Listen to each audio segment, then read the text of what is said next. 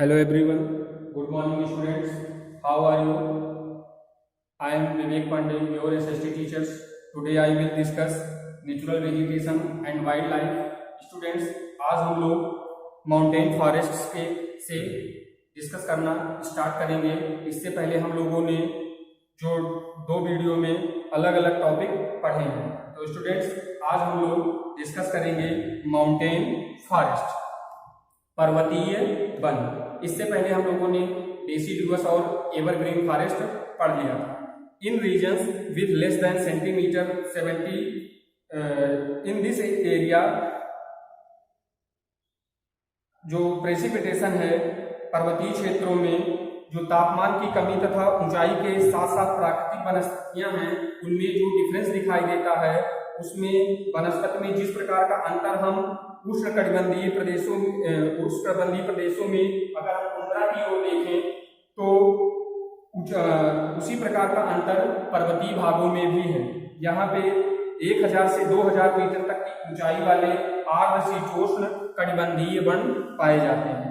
इनमें चौड़ी पत्ती वाले ओक, चेस्टनट जैसे वृक्षों की प्रधानता होती है। यहाँ पे 1500 से 3000 मीटर की ऊंचाई के बीच जो कोन वाले प्लांट होते हैं जैसे चीड़, देवदार, सिल्वर, स्प्रूस, सीडर आदि पाए जाते हैं। ये वन प्रायः हिमालय के दक्षिणी ढालों, दक्षिण उत्तर पूर्व भाग, दक्षिणी ढालान तथा दक्षिण और उत्तर पूर्व भाग के अधिकतर ऊंचाई वाले भागों में पाए जाते हैं। अधिक ऊंचाई पर प्रायः शीतोष्ण कटिबंधीय घास के मैदान पाए जाते हैं।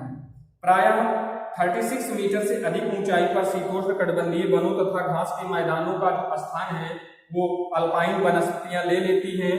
सिल्वर, फर, जूनियर पाइन व बर्च इन वनों के मुख्य वृक्ष हैं। जैसे जैसे हम हिमरेखा के निकट पहुंचते हैं, इन वृक्षों के आकार छोटे होने लगते हैं, अंततः झाड़ियों के रूप में बाद में अल्पाइन घास के मैदान में कन्वर्ट हो जाते हैं। अंततः झाड़ियों के रूप में जब ये बाद में अल्पाइन घास के मैदान में विलीन हो जाते हैं तो इनका उपयोग बकरवाल जैसे घुमक्कड़ जातियों द्वारा पशुचारण के लिए किया जाता है। अधिक ऊंचाई वाले भागों में मांस, लाइकेन घास, टुंड्रा वनस्पतियों का ही एक भाग है।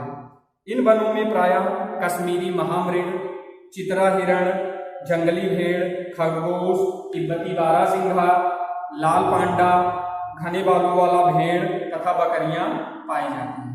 इसके बाद स्टूडेंट्स आपका आता है मैंग्रोव फॉरेस्ट। ये मैंग्रोव फॉरेस्ट जो होते हैं इनमें 70 सेंटीमीटर तक की रेनफॉलिंग होती है। नेचुरल वेजिटेशन जो उसमें होते हैं वो कटीले होते हैं। भारत के नॉर्थ वेस्टर्न इलाके में ये पाए जाते हैं। ये सेमी एरिड रीजन में होते हैं। इन क्षेत्र पर मैंग्रोव फॉर एक प्रकार की वनस्पति है जिसमें पौधों की जो जड़ होती है वो पानी में डूबी रहती है। गंगा, ब्रह्मपुत्र, महानदी, गोदावरी, कृष्णा, कावेरी नदियां के जो डेल्टाई भाग हैं वहां पे ये वनस्पतियां पाई जाती हैं। गंगा ब्रह्मपुत्र डेल्टा में सुंदरी वृक्ष पाए जाते हैं जिनसे मजबूत लकड़ी प्राप्त होती है। नारियल, ताड़, केवड़ा, अंगार के वृक्ष भी इन्हीं एरियाज में पाए जाते हैं। इस क्षेत्र के लिए सबसे मेन प्लांट एरिया जो प्रसिद्ध है वो है royal Bengal tiger. Royal Bengal tiger प्रसिद्ध जानवर है। इसके अतिरिक्त यहाँ पे क्रोकोडाइल, टर्टवाइज, घड़ियाल एवं कई प्रकार के स्नैक्स भी पाए जाते हैं। इसके बाद बात आती है कि लेट अस डिस्कस। आपको इसमें डिस्कशन के लिए बताया गया कि यदि वनस्पतियां और जानवर धरती से विलुप्त हो जाएं तो क्या मनुष्य इस अवस्था में जीवित रह पाएगा? स्टूडेंट्स, इसके ऊपर आपको थिंकिंग करनी है। अब जो इसके थोड़ा सा आगे चलेंगे तो इसमें दिखाई पड़ रहा है कि जो अपने मेडिसिनल प्लांट हैं या जो और प्लांट हैं उनके बारे में हम थोड़ा सा डिस्कशन करेंगे। मेडिसिनल प्लांट थोड़ा सा समझ लेते हैं। जो मेडिसिनल प्लांट हैं, औषधीय पौधे हैं, उसमें देखा जाए तो इंडिया जो है, India is known as India is known for the herbs and spice from ancient time. Some 2000 plants have been described in Ayurveda and at least 500 are in regular use. विश्व संरक्षण वन ने लाल सूची में जो red सूची है उसके अंदर 325 पादपों की एक असेसमेंट की है, जिनमें 52 प्लांट अति संकटग्रस्त हैं। 49 पादपों को जो 49 टाइप के प्लांट हैं उनको एक्सटिंक्ट होने का खतरा है। इंडिया में जनरली इस तरीके की जो मेडिसिन है उनके कुछ नाम इसमें दिए गए हैं जिनका प्रयोग ज्यादा मात्रा में इंडिया में होता है, जिसमें सबसे पहला है सर्पगंधा, दूसरा है जामुन, तीसरा है अर्जुन, चौथा है बबूल, नीम, तुलसी प्लांट, कचनार। ये 6-7 दिया गया है आपके बुक में। आप जैसे ही रीड करेंगे पेज नंबर 42 पे दिया गया है तो आपको ये बात समझ में आ जाएगी मेडिसिनल प्लांट के बारे में। अब थोड़ी सी बात कर लेते हैं वाइल्ड लाइफ, वन्य जीवों की। जो वन्य जीव है, प्लांट की भांति ही भारत विभिन्न प्रकार की प्राणी संपत्ति में भी धनी है। यहाँ जीवों की लगभग 90,000 प्रजातियां मिलती हैं, जिसमें से देश में लगभग 2000 से अधिक पक्षियों की भी प्रजातियां हैं। ये कुल पूरे वर्ल्ड का लगभग 13% है। यहाँ मछलियों की 2546 प्रजातियां जो विश्व की लगभग 12% है। भारत में विश्व के 5 से 8% तक उभयचरी सरीसृप तथा अस्तनी जानवर पाए जाते हैं। स्तनधारी जानवरों में हाथी सबसे अधिक महत्वपूर्ण है। जो एम्फीबियन है, जो मजेस्टिक एनिमल है मैमल्स में, उनमें सबसे ज्यादा हाथी महत्वपूर्ण है। ये असम, कर्नाटक, केरल, उष्ण तथा आर्द्र वनों में पाए जाते हैं। एक सींग वाले गैंडे जैसे अन्य जानवर जो पश्चिमी बंगाल तथा असम के दलदली क्षेत्रों में पाए जाते हैं। कच्छ के रन तथा थार मरुस्थल में क्रमशः जंगली गधे तथा ऊंट पाए जाते हैं। इसी तरह से गैजल है जो छोटा मृग जिसको कहते हैं, हिरण की कुछ प्रजातियां भी, बंदरों की भी कुछ प्रजातियां पाई जाती हैं। स्टूडेंट्स, क्या आप जानते हैं कि जो भारत जीव सुरक्षा अधिनियम है, वाइल्ड सिक्योरिटी एक्ट है, वो 1972 में एडॉप्ट किया गया था। 1972 में एडॉप्ट किया गया था। भारत, अब थोड़ा सा आगे बढ़ते हैं। जो भारत है, भारत विश्व का एक ऐसा अकेला देश है जहां शेर तथा बाघ दोनों पाए जाते हैं। पूरे विश्व में भारत ही एक ऐसी कंट्री है जहां पे शेर तथा बाघ दोनों एक साथ पाए जाते हैं। भारतीय शेरों का प्राकृतिक वास स्थल सबसे ज्यादा गुजरात के गिर फॉरेस्ट में है, गुजरात के गिर जंगलों में है। बाघ मध्य प्रदेश तथा झारखंड के वनों में, पश्चिमी बंगाल के सुंदरवन तथा हिमालय क्षेत्रों में पाए जाते हैं। बिल्ली जात के सदस्यों में लियोपोल्ड भी है, तेंदुआ भी है। यह शिकारी जानवरों में मुख्य है। हिमालय क्षेत्रों में पाए जाने वाले जो जानवर हैं वो अपेक्षाकृत कठोर जलवायु को सहन करने वाले होते हैं। लद्दाख की बर्फीली ऊंचाइयों में याक पाए जाते हैं, जो गुच्छेदार सींगों वाले बैल जैसे दिखाई देते हैं, जिनका भार लगभग 1 टन का होता है। अगर नदियों की बात की जाए तो नदियों, झीलों तथा समुद्री क्षेत्रों में कछुआ, मगरमच्छ, घड़ियाल ये सब पाए जाते हैं। घड़ियाल मगरमच्छ की प्रजाति का एक ऐसा प्रतिनिधि है जो विश्व में केवल भारत में ही पाया जाता है।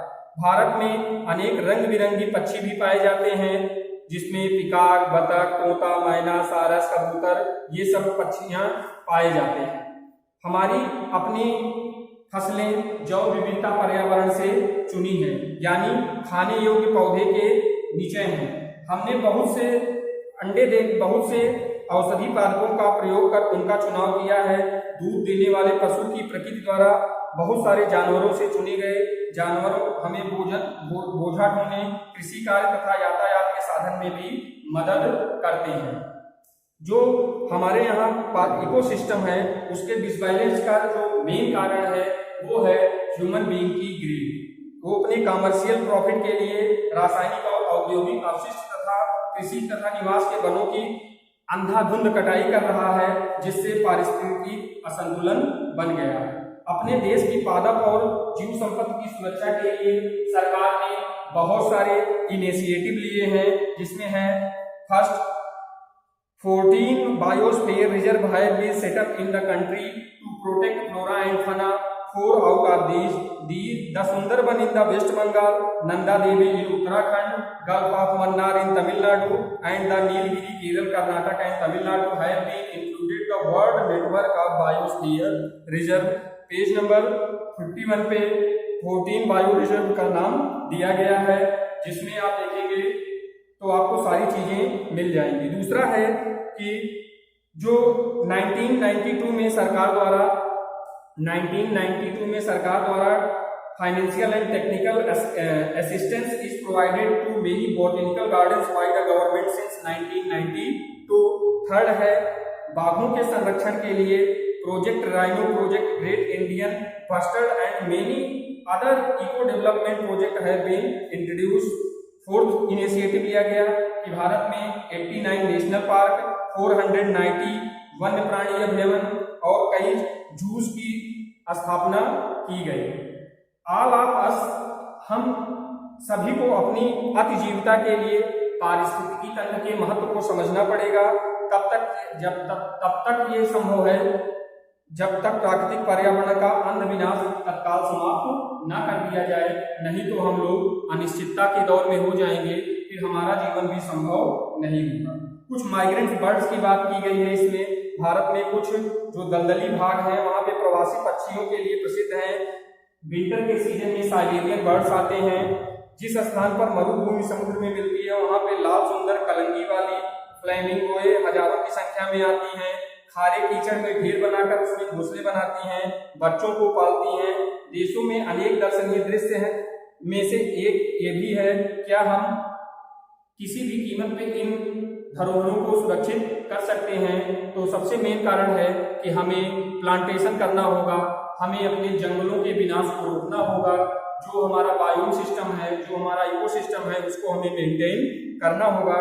तो स्टूडेंट्स, आज के लिए इतना ही. कोई भी समस्या हो तो कमेंट सेक्शन में लिखेंगे, उसका सलूशन देंगे. Thank you for listening me and watching. Thanks.